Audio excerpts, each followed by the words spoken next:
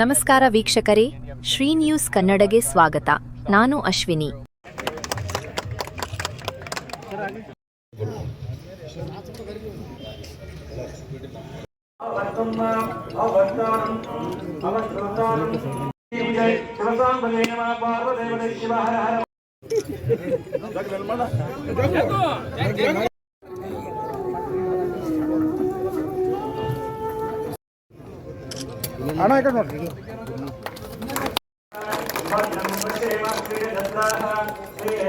ನಿಮ್ಮ ಶಾಸಕರು ಅಂತಕ್ಕಂಥ ಮಾತನ್ನು ಒಬ್ಬ ಸಚಿವರು ಹೇಳಿದ್ದಾರೆ.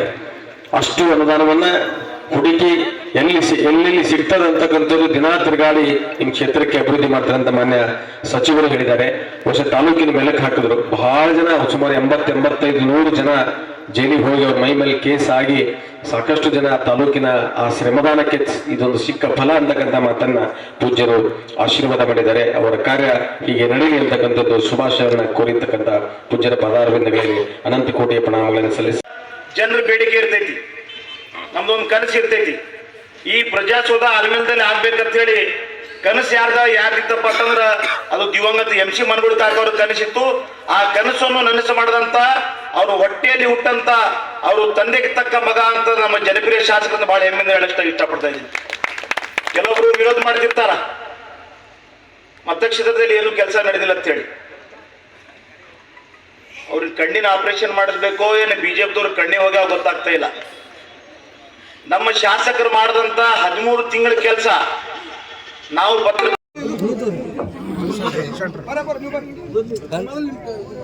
ಬಂದ ಕ್ಯಾಶ್ ಬಂದ ನಿಮ್ಗೆ ಹಾಕಿಸ್ತಾರೆ.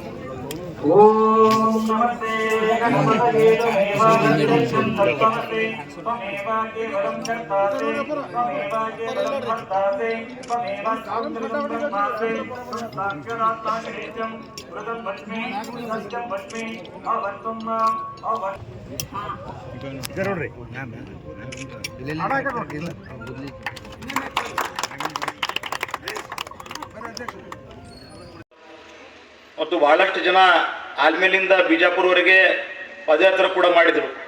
ಅದರಲ್ಲಿ ನಮ್ಮ ಜನಪ್ರಿಯ ಶಾಸಕರು ಪಾದಯಾತ್ರೆಯಲ್ಲಿ ಭಾಗಿಯಾದಂಥ ನಮ್ಮ ಜನಪ್ರಿಯ ಶಾಸಕರು ಕೂಡ ಒಬ್ಬರು ಇದ್ರು. ಆದ್ರೆ ನಮ್ಮ ಎಲ್ಲರ ಬೇಡಿಕೆ ತಾಲೂಕಾಗಬೇಕಿತ್ತು. ಆದರೆ ಹಿಂದಿನ ಶಾಸಕರ ಕೈಲೇ ಅದು ಸಾಧ್ಯ ಆಗಲಿಲ್ಲ. ಬಹಳ ಒಂದು ಅಲ್ಪ ಅವಕಾಶ ನಮ್ಮ MC ಮನಗುಳಿ ಕಾಕವ್ರು ಸಿಕ್ಕಿತ್ತು.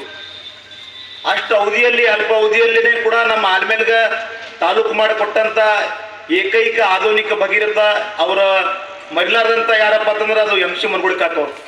ಮತ್ತಷ್ಟು ಸುದ್ದಿಗಾಗಿ ನೋಡ್ತಾ ಇರಿ ಶ್ರೀ ನ್ಯೂಸ್ ಕನ್ನಡ.